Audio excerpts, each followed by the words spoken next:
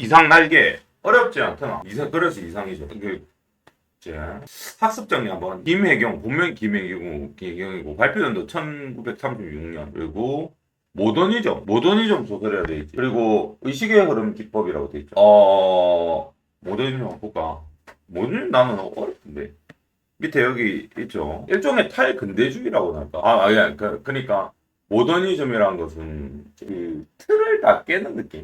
사회 체제나 구조. 근데 그걸 뭐 한두 개를 얘기하는 게 아니라 그냥 다 틀을 깨는 느낌. 완전 현대화를 가기 위한 징검다리라고 할까? 좀 뭐랄까 모더니즘에 대한 뭐 미술이나 그런 것도 있고 음악도 있고 막 그래서 미술과 음악에 대해서는 잘 모르겠지만 그래서 내가 뭐라고 말은 못하겠지만 일단은 우리가 모더니즘 하면 요거 국립국어원 표준국어 대사전 보시면 될까. 예체능 일반에서 사상, 형식, 문체 따위가 전통적인 기반에서 급진적으로 벗어나려는 창작 태도. 그러니까 당연히 벗어나려고 하니까 비판적이겠냐, 비판적이겠냐, 그죠? 현실 비판이 기본적으로 깔렸다는 게 가장 중요합니다. 그 정도만 보면 되겠죠. 그래서 다시 공으로 가면 자 그래서 서술 기법하고 이거 보시면 필요한 것만 잡으시면 의식의 흐름 기법이라는 게 있다. 의식의 흐름 기법이라는 것은 의식의 흐름대로 그냥 전개가 가는 거야. 그러니까 의식의 흐름으로 하려면 자기 중심적이 아니면 타인이 나를 보는 거야. 작가가 그 사람 안을 볼까? 자기가 자신을 보겠지. 그렇죠. 그래서 몇인칭? 그렇지. 1인칭 시점. 특별히 그걸 심리서술 중심 단편 소설이라. 왜 그러면 의식의 흐름을 왜 보여주려고 할까? 이유를 생각해야 돼. 다 연결해서 생각하면 간단합니다. 모더니즘과 관련이 있지. 현대사회잖아. 그치? 전통과의 괴리라는 것은 눈에 보이는 건 다 전통이겠지. 저 주인공이 있어. 그러면 그 주위를 둘러싸고 있는 모든 현상들이 전통이라고 볼 수 있겠지. 그거와 단절이 돼. 단절이 되니까 그걸 탈피하려고 하지. 그러면 결국 어디로 가야 돼? 자기 내면으로 갈 수밖에 없는 거야. 전부 다 전통이니까. 니는 학교에서 만약에 시험 쳤는데 분명히 나는 수학 1번은 내가 맞다고 생각해. 수학하면 그러니까. 국어 1번은 내가 맞다고 생각했는데 애들이 전부 다 3번 찍어서 난 1번 찍었어. 그럼 넌 어떻게 생각해? 1번이야라고 크게 외면으로 이렇게 주장할 수 있겠나? 그냥 속으로 들어가지. 1번 맞는데? 그러면서 의심하기 시작합니다. 이게 바로 의식의 흐름이라고 보면 맞잖아. 옳고 그른 게 없는 거야. 기존적인 전통적인 사고방식은 옳고 그른 게 확실해 안 확실해? 전통에서는 옳고 그른 게 확실하잖아. 그런데 현대는 어떻다? 서구 문화가 들어오고 그지? 문화가 막 짬뽕이 되면서 기존의 전통들이 막 깨지기 시작하는 그 세태를 반영하고 있는 거야. 그렇게 생각하시면 조금 이해가 쉽습니다. 그러려면 이제 1인칭이어야 하고 주제 뭐야? 왜 자아의 분열이 생겨? 알겠죠? 그러니까 존재 위기가 뭐야? 나란 무엇인가 이런 느낌이야. 나는 생각한다. 고로 존재한다. 이런 말. 그런 거야. 그 일상의 부조리라는 게 뭐야? 전통과 현대가 섞이기 시작하니까 거기에서 이 사람은 어떻게 되나? 주인공은 빡친 거야. 불합리하다. 부조리하다. 왜냐면 이 사람도 지식이 있는 거든. 불합리한데 부조리한 사회에서 나는 그걸 부정하는 거야. 그런데 그걸 그대로 비판하는 게 아니라 비판을 할 수가 없어. 할 수 있다 했나? 뭐 어땠나? 못한다 했지. 그래서 의식의 흐름 기법으로 가는. 줄거리 요약 보시면 보세요. 아내 보호 속에 무기력하게 살아간다지. 아내가 무슨 역할이겠노? 무엇을 보여주겠노? 안 되면 알았지. 소설은 전부 다 형상화한 거야. 얘도. 그리고 2층에 있는 방 안에 존재하는 사람 갇혀 사는 거야. 그리고 모든 행동은 뭐의 허락을 받아야 된다? 아내의 허락을 받아야 된다. 대박이죠. 이렇게 이해하고 읽으면 이해가 되기 시작한다. 그래서 심리적 분열이 생기지. 무력감도 생기고. 내가 말했잖아. 사회하고 전통 사회하고 맞다 대항할 수 없다 했잖아. 그리고 나라하고 싶은 충동이 느끼고 그래서 나에게. 오케이? 그리고 아내가 외출하는 살이 나가면 해방감을 느끼고 호텔에서 비현실적 행동과 자아의 일탈하고 낯선 쾌감을 경험한다. 끝내 정신적으로 방황하면서 다시 현실로 복귀한다. 해방에 대한 갈망, 현실로부터. 근데 이걸 이제 일제시대 때 해방에 대한 해방이라는 그런 거하고 연결이 될 수도 있는데, 뭐, 굳이 해방이라보다는 이상의 날개는 좀 더 모더니즘. 그 주요 특징 보시면 모더니즘 기법이 있죠. 비논리적 서사 자체가 전통을 거부하는 거야. 그래서 구조를 그렇게 만드는 거야. 자유와 해방의 상징 뭐야? 날개죠. 그런데 다시 현실로 돌아왔지. 그러니까 얘는 환상이야. 2층 집은 고립된 자아의 공간, 안에는 억압된 현실 질서의 상징. 제도도 질서잖아. 뭐 이러니까 이해가 되죠. 1인칭 주인공의 내면 독백, 뭐 핵심 주제 이렇게 보시면 됩니다. 나머지는 대충 한번 천천히 꼼꼼하게 한 번만 읽어보면 됩니다. 밑에 문제 한번 해보자. 서술형 문제, 날개가 상징하는 바. 이런 건 좀 중요하죠. 소설을 이해하는 데 있어서 현실로부터 도피와 해방에 대한 갈망. 그냥 저렇게 생각하면 안 돼. 사회적인 거, 그렇죠? 사회적인 질서, 아니면 일제강점기라는 그런 시대적인 그런 것들을 생각해야 됩니다. 거기서로부터의 도피와 해방? 그런데 내가 말했지. 얘는 모더니즘에 더 가깝다. 결국 좌절하냐? 좌절하죠. 그것도 중요합니다. 사람이 날개가 달려서 날아갈 수 있나 없나? 없죠. 그 제목 자체가 좌절이. 애들은 이렇게 생각해. 날개면 날아가니까 자유의 상징 아닙니까? 그거는 개단편적인 생각이고. 왜 제목을 날개를 했냐? 비행기 이라면 말이 된다. 비행기는 우리 탈 수 있잖아. 날아갈 수 있지. 날개는 불가능하지. 그래서 자유에 대한 갈망과 동시에 좌절이다. 심리 변화, 봐봐. 억압, 갈망, 좌절 딱 돼 있죠. 그 세 가지만 보면 된다. 그 다음에 이제 서술 기법 분석, 이거 중요하죠. 의식 흐름의 기법, 내면을 표현한대. 그런데 자유롭게 표현한다. 자, 내면을 표현하는 거는, 자, 의식이란 것은, 선생님, 의식은 말도 안 되잖아요. 앞뒤 구분도 없고, 뭐, 기승전결도 없고, 원인과 결과도 없고, 그냥 생각나는 대로 말하지 않습니까? 그 자체가 자유예요. 아무도, 그렇게 의식의 흐름에는 뭐가 개입하지 못하지? 사회의 질서가 개입하지 못하지. 이 세팅 자체가 전부 다 날개. 그런데 의식의 흐름이 답이 있나 없나? 답이 없죠. 의식의 흐름은 그냥 의식의 흐름일 뿐이야. 그러니까 좌절한. 모더니즘의 특징을 알겠니? 요거만 쌤이 방금 말했던 요거만 몇 번 보면서 이해를 하시면 모더니즘은 끝입니다. 나머지는 이렇게 뭐 읽어보시면 되고.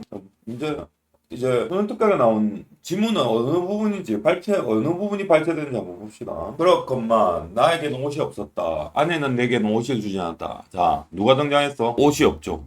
전부 다 상징이야. 그리고 뒤에 건 굳이 읽을 필요가 없어. 하이넥의 스웨터가 한 조각 사철을 통한 내 네이다. 그것들은 하나같이 뭐다? 다 검다. 오늘 손수건만 해줬던 별이 나갔는데 아내는 외출해서 돌아. 아내가 외출 체크해야지. 아까 외출을 할 때 무엇을 느꼈다 했노? 해방감을 느꼈다 했지. 쾌감을 느꼈다 했지. 그 부분이다. 알고 내 방에 건너간다. 내 방은 침침하다. 체크해야지. 자, 그리고 봐봐. 소설이란 것은 자고로 드라마나 소설 같은 경우는 사건이 발생해야 되잖아. 지금 얘기하는 게 어때? 내 방은 침침하다. 그 다음 뭐라고 하노? 이불을 뒤집어서 낮잠을 잔다. 이게 의식의 흐름. 내게는 참 반갑다.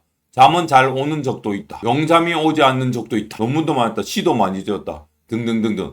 일단 공기 자체도 그렇고 분위기 자체도 그렇고 침침하다. 그죠? 그 다음에 이제 뭐 빈대가 갑자기 빈대에 물려 가려운 피가 나도록 긁었다. 쓰라리다. 그것은 극한 쾌감이 틀림없었다. 말도 안 되죠. 자, A번 봅시다.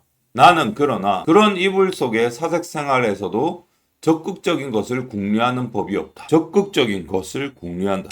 내게는 그럴 필요가 대체 없었다. 그럴 필요가 없었다. 아내하고 연결되겠지. 뭐라고 했노? 반드시 내 아내와 의논하여야 할 것이고 딱 이 파트가 발췌된 거야. 아내가 상징하는 부분과 이 주인공이 보여주는 의식의 흐름 그 두 개를 집중해서 봅니다. 그래서 될 수 있으면 이 무의미한 인간의 탈을 벗어버리고도 싶었다. 나는 인간 사회가 스스러웠다. 생활이 스스로웠다. 모두가 서복하다. 얘 자체가 뭐야? 생활은 사회에서의 생활이겠지.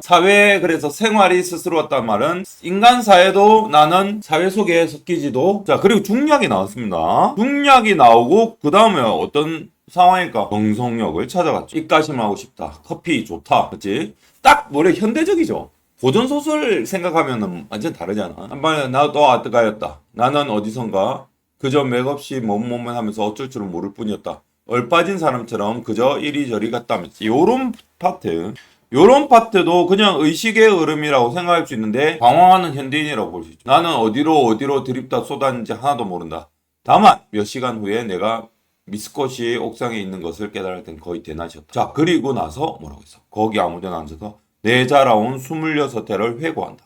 몽롱한 기억을 회고를 했잖아. 아무 제목도 불거져 나오잖아. 자아가 없는 거야. 아니, 내가 26살 동안 뭔가 내가 원하는 걸 하고 어떤 의미 있는 일을 했고 어떤 성취감을 느꼈으면 그 제목이 나왔을까요? 제목이 없다는 말은 무슨 말이야? 자아가 없다.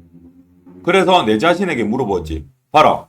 너는 인생에 무슨 욕심이 있느냐고. 그러나 있다고도 없다고도 그런 대답은 하기가 싫었다. 봐라, 나 자신의 존재를 인식하기조차도 어려웠다지. 일반적인 좀 소설하고 조금. 그다음 비입은 안 보자. 허리를 굽혀서 나는 그저 금붕어나 들여다보고 있었고, 금붕어 나 이런 거. 할 일이 없단 거야. 그리고 금붕어는 참 잘들 생겼대. 싱싱하니 보기 좋았대. 그림자를 내려뜨렸대. 흔드는 흉내를 낸대. 나는 이 지느러미 수요를 헤어보기도 하면서 굽힌 허리를 좀처럼 펴지 않았다. 난 또 회탁의 거리를 내려다봤다. 자, 그래서 여기는 이제 가서 어디를 갔는지 설명하고 있다. 그랬다. 뭐 금붕어 지느러미처럼 흐느흐져 거렸다. 나는 피로와 공복 때문에 무너져 들어가는 몸뚱이를 끌고 그 회탁의 거리 속에 섞여 들어가지 않는 수도 없다 생각하였다. 나서서 나는 또 문득 생각하여 보였다. 이 발길이 지금 어디로 향하는가 이 말이야. 어디로 가야 할까 고민하는 거야. 내 눈앞에는 아내! 우리는 서로 오해하고 있어라. 설마 아내가 아스피린에 대한 알린의 정량을 나에게 먹여왔을까? 나는 그것을 믿을 수는 없다. 아내가 대체 그럴 까닭이 없을 것이니 그러면 나는 날밤새부터 도적질을 계집질을 하였나? 정말이지 아니다. 우리 부부는 숙명적으로 발이 맞지 않는 절름발이인 것이다.